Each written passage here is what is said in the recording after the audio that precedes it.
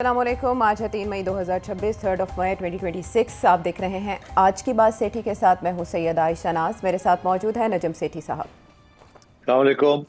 सेठ साहब, proposal America के हवाले कर दिया गया था, लेकिन उसकी तफसीलात सामने नहीं आई थी। और अब ईरानी न्यूज़ एजेंसीज जो रिपोर्ट कर रही हैं वो 14 निकात हैं जो अमेरिका के हवाले किए गए रिव्यू या रिवाइज करने के बाद। तस्नीम न्यूज़ एजेंसी और प्रेस टीवी ने जो रिपोर्ट किया है उन 14 निकात की तफसील में एक एक करके हम जाएंगे। लेकिन एक तरफ 9 निकात हैं अमेरिका के, दूसरी तरफ ईरान के ये 14 निकात हैं। और ऐसे लगता है कि दोनों अभी भी अपने अपने पॉइंट पे मौजूद हैं। प्रेसिडेंट ट्रंप से अब जब इस बारे में सवाल किया गया कि अब आप आगे क्या करने जा रहे हैं, तो उनका बॉडी लैंग्वेज क्या थी या अल्फाज क्या थे, पहले उसको शामिल करते हैं। Doing very well with regard to Iran. Again, they want to make a deal. They're decimated. They're having a hard time figuring out who their leader is. If we left right now, it would take them 20 years to rebuild. But we're not leaving right now. We're going to do it so nobody has to go back in 2 years or 5 years.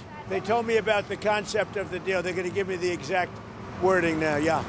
Well, it's a very friendly blockade. Nobody's even challenging it. Nobody at all is challenging. हाँ सेठ साहब, वो कह रहे थे कि अभी वो इसकी तफसील का गौर से जायज़ा लेंगे। और उन्होंने ये कहा कि शायद अभी तक ईरान ने अपने इक़दामात की कीमत अदा नहीं की, उन्हें वो कीमत अदा करनी पड़ सकती है।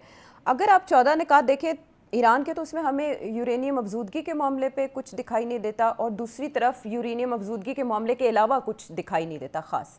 तो अब क्या होगा? अच्छा, कल के प्रोग्राम में हमने डिटेल में डिस्कस किया था कि ये जो डेडलॉक है ये टूटेगा कि नहीं टूटेगा। और आज खबरें यही हैं कि डोनाल्ड ट्रंप ने कह दिया कि नॉट एक्सेप्टेबल। उनके 9 पॉइंट्स नॉट एक्सेप्टेबल, इनके 14 पॉइंट्स नॉट एक्सेप्टेबल। और वो जो एक प्रपोजल थी कि चले शुरू में आप अपना ब्लॉकेट उठाएं और हम अपना ब्लॉकेट उठाते हैं और बातचीत करते हैं इन 7 पॉइंट्स के ऊपर। तो मेरा ख्याल है एक तो सोल्यूशन ये हो सकती है कि डोनाल्ड ट्रंप कहे कि हाँ हाँ ठीक है, ये सारे पॉइंट्स हैं, हमें एक्सेप्टेबल तो नहीं है मगर हम बात करने के लिए तैयार हैं इन सब के ऊपर। और दूसरी तरफ से ईरान ये कह दे कि यार हमें ये आपके 9 पॉइंट्स में से फलाना फलाना पॉइंट एक्सेप्टेबल नहीं है, मगर चले कोई नहीं, बात तो कर लेते हैं इसके ऊपर। और ये दोनों तय करके कि हम सारी चीज़ों के ऊपर बात करेंगे। अच्छा, ईरान की इश्यूज की और अमेरिका के इश्यूज के ऊपर, मगर उससे पहले कुछ कदम उठाएंगे जिसके साथ मुलाकात हो सके। और ये जो तय करना है कि क्या डिस्कस करना है क्या नहीं करना, फाइनल क्या करना है, वो फिर आमने सामने बैठ के हो जाएगा। तो एक तो ये ऑप्शन मुझे नजर आती है। दूसरी ऑप्शन ये है कि अमेरिका वापस जंग पे चला जाए और अमेरिका जो है फिर से बमबारी करे, और जैसे कल के प्रोग्राम में मैंने कहा इनकी ऑयल इंस्टॉलेशंस के ऊपर करे, और ताकि ईरान की एक्सपोर्ट ऑफ ऑयल जो है वो कम हो जाए और ईरान को और भी तकलीफ हो। अच्छा, तो ये 2 ऑप्शंस हैं। आई डोंट नो इस वक्त क्या किस तरफ जा रहा है मामला, मगर मेरा जो अपना ख्याल है वो ये, मेरा ख्याल है कि वो मिलिट्री ऑप्शन डोनाल्ड ट्रंप इस्तेमाल करेगा। और उसके बाद फिर शायद यही बातें जो हम कर रहे हैं यही तय होगा कि अच्छा जी अब हम मिलने के लिए तैयार हैं।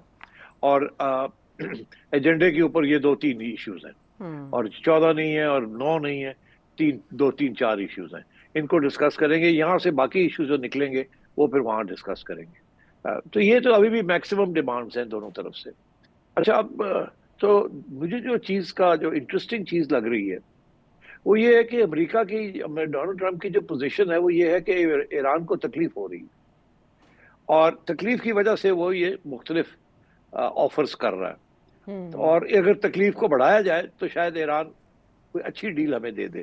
तो इसलिए वो समझता है कि वो और तकलीफ देगा ब्लॉकेट की वजह से, और तो कोई तकलीफ नहीं है ब्लॉकेट की वजह से। अच्छा, तो क्या ये असेसमेंट करेक्ट है? अगर तो ये असेसमेंट करेक्ट है तो फिर तो ये ज़रूर है कि ईरान जो है वो पहले कोई ना कोई डील जो है वो एक्सेप्ट करने के लिए तैयार हो जाएगा। मगर अगर ये असेसमेंट करेक्ट नहीं है, अगर ये गलत बात है कि ईरान को बहुत तकलीफ हो रही है ब्लॉकेट से, और ब्लॉकेट को अगर 10-15-20 दिन और चलाया जाए तो और भी प्रेशर पड़ जाएगा ईरान के ऊपर। तो अगर ये सही नहीं है तो फिर सवाल ये है कि फिर वाई शुड ईरान, क्यों ईरान आएगा टेबल के ऊपर? वो कहेगा ठीक है हम बैठे हुए हैं, कर लें आप ब्लॉकेट। तो फिर अमेरिका के ऊपर प्रेशर पड़ जाएगा, बिकॉज अमेरिका के ऊपर जो प्रेशर पड़ रहा है उसके बारे में तो आज भी एक नई इप्सोस की रिपोर्ट आई है कि डोनाल्ड ट्रंप की रेटिंग्स जो है और गिरती जा रही है और इन्फ्लेशन बढ़ती जा रही है, और डिसअप्रूवल मिड टर्म्स की तो लीड को, डेमोक्रेट्स की लीड बढ़ती जा रही है। 1% 1 पॉइंट एवरी मंथ लिटरली, और अभी 6 महीने पड़े हैं। तो अगर ऐसे ही चलता रहा तो डोनाल्ड ट्रंप तो बिल्कुल रिपब्लिकन पार्टी उड़ जाएगी मिड टर्म्स के अंदर। और जी। ये लोग जो कहते हैं कि वो तो हर प्रेसिडेंसी के दौरान मिड टर्म्स के अंदर थोड़ी बहुत तब्दीली आती है, जो ऑपोजिशन होती है उसको वोट शोट मिलता है, मगर ये बात तो उससे बहुत बड़ी बढ़ के है। ये तो एक स्वीप मिल जाएगी रिपब्लिकन के खिलाफ डेमोक्रेट्स को, और अगर इतनी स्ट्रांग कांग्रेस बन गई डेमोक्रेट्स के हाथ में, तो फिर तो डोनाल्ड ट्रंप का सर्वाइवल एज प्रेसिडेंट मुश्किल हो जाएगा। तो ये सारे इश्यूज अमेरिका में इस वक्त डिस्कस हो रहे हैं और डोनाल्ड ट्रंप को एहसास होगा इन बातों का। तो इसलिए मैं समझता हूं कि कोई ना कोई नया हल अगले 7 दिन 10 दिन के अंदर निकलेगा।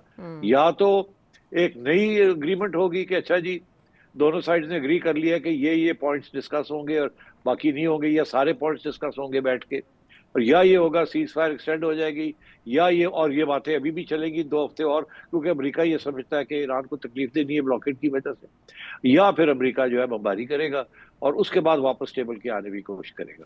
अब मैं इस पे जाते जाते एक बात कह दूं जो मेरा असेसमेंट है, और मेरी ये जाती असेसमेंट नहीं है, ये अमेरिकन एक्सपर्ट्स की असेसमेंट है, इंडिपेंडेंट कमेंटेटर्स अमेरिका में और यूरोप में उनकी असेसमेंट है। वो ये है कि ईरान को इस ब्लॉकेट से ज्यादा तकलीफ नहीं हो रही। उनका ये कहना है, और ये थोड़ा बहुत डेटा का इशू है, हकीकत क्या है? हकीकत ये है कि अमेरिका के पास 2 एयरक्राफ्ट कैरियर्स हैं इस इलाके में, तो 8 जहाज वो हैं और 2 एयरक्राफ्ट कैरियर्स हैं, और एक और जहाज होता है जो कि वॉच करने के लिए 11।